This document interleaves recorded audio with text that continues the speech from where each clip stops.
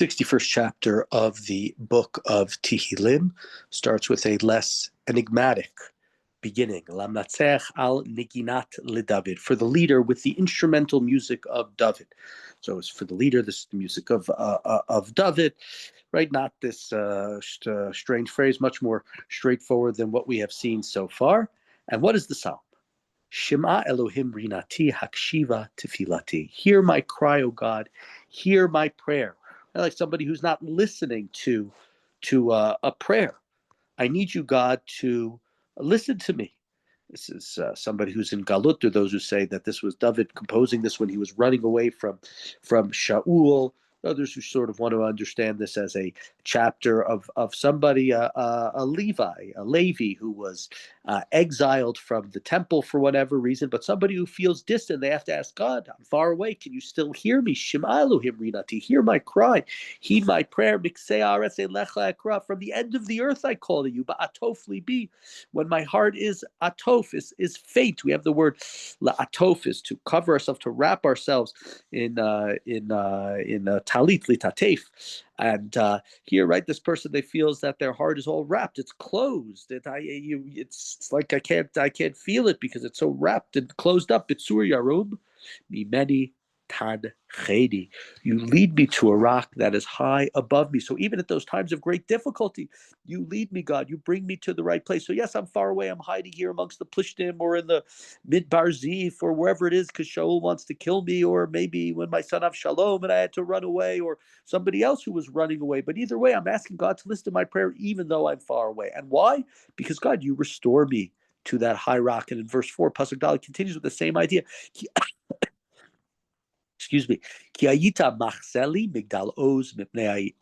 you have been my refuge, a tower of strength against the enemy. Right? When things have been difficult for me, I know that you have been my refuge. I know that you have been my strength. I know that you have been the one who has allowed me to be victorious, to remain even at these very, very difficult times, even when I'm being being chased by people who are much stronger than me.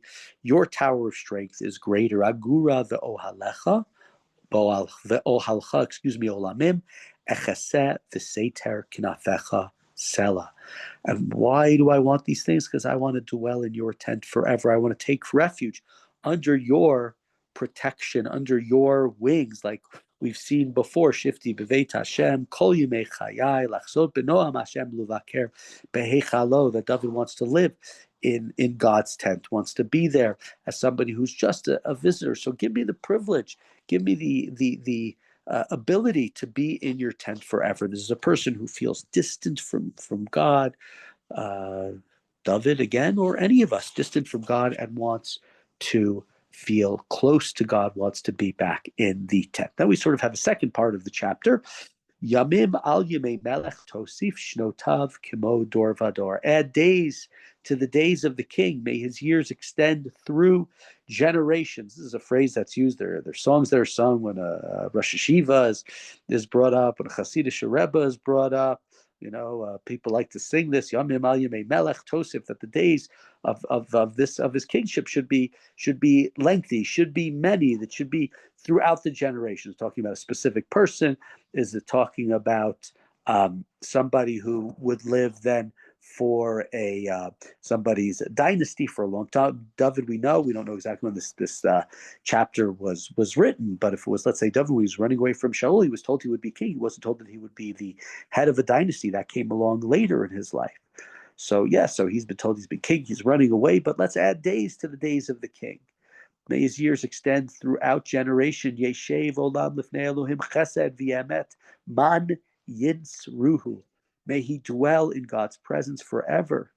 May he have chesed. May he be guarded with love and with kindness. And these words chesed v'emet are very important. These are the reasons why sort of the mission of the Jewish people to practice chesed v'emet. This is the mission of the king, to act with chesed, to act with kindness, to act with truth, to act justly. So we're asking that, right? It's not just that I'm physically in God's presence, but that I can act that way, that I can be a person of chesed ve'emet to guard me, and for me then as king, not me, Mark Hitler, but as king to judge and lead the Jewish people. And now that that has happened in verse 9, the chapter concludes, Kain azamra shimcha la'ad, l'shalmi nidarai yom yom. So I will sing the praises, I will sing the hymns to your name forever as I fulfill my vows day after day. I will fulfill all of the vows, all of the commitments that I've taken upon myself.